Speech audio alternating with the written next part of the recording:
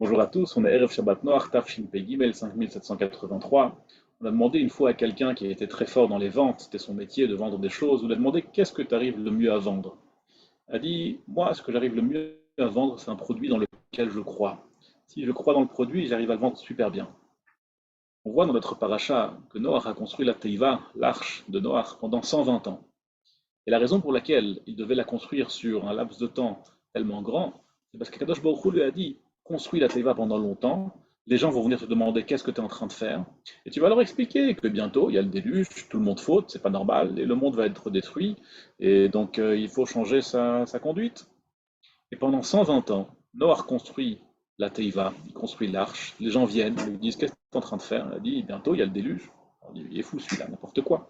Personne n'a cru ce que Noach a dit. Pas une seule personne n'a fait tchouva pendant 120 ans.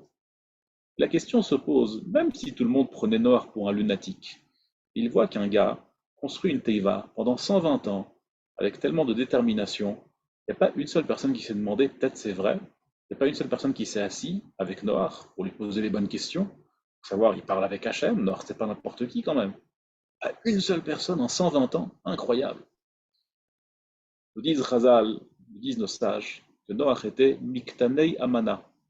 Évidemment, son niveau, on ne peut pas parler de Noach, on n'est pas du tout à son niveau. Mais Noach, il avait une émouna qui n'était pas aussi grande, n'était pas à la hauteur de la personne qu'il était. Peut-être qu'il avait un petit manque dans sa foi et dans sa détermination si le Maboul, si le déluge allait réellement arriver.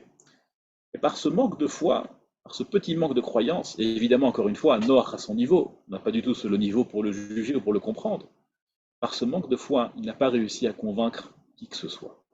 S'il nous manque un tant soit peu de conviction dans ce qu'on essaye de vendre, eh bien on n'arrive pas à le vendre.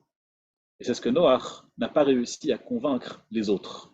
Par conséquent, si on veut influencer notre entourage pour faire des bonnes choses, et on a tous le devoir d'influencer notre entourage, il faut d'abord que nous-mêmes nous soyons convaincus du produit qu'on a à influencer. Kol Tuv et Shabbat Shalom.